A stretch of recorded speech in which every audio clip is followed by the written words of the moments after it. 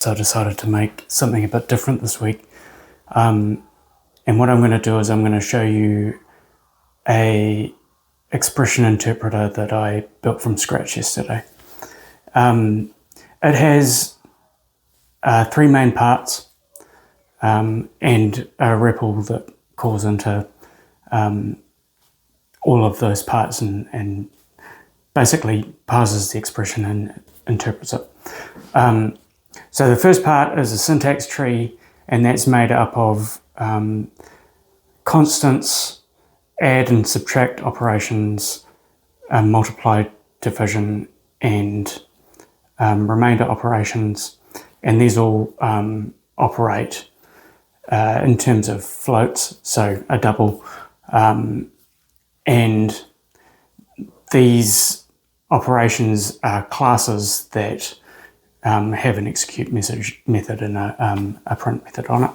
And then that is constructed by a parser, and in this case I've just created a simple recursive descent parser, which is absolutely possible with these particular operations.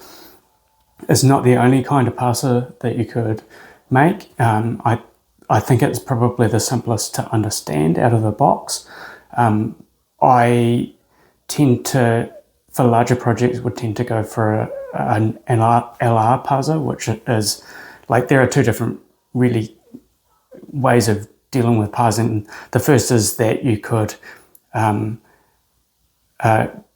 it by recursive descent, which is what I've done here, which is where you know which production that you want to satisfy based on the input characters or tokens, and you expand that. And, the other way to do it is where you've got a set of tokens and you progressively build up the syntax tree from leaves to root, which is the opposite order basically. And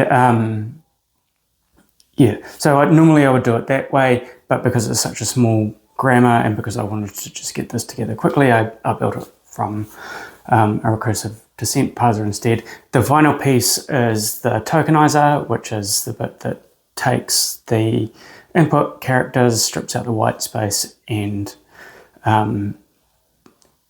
takes those, matches those characters and turns them into tokens that then go into the parser and into the syntax tree. And then finally the bit at the bottom is the REPL, which is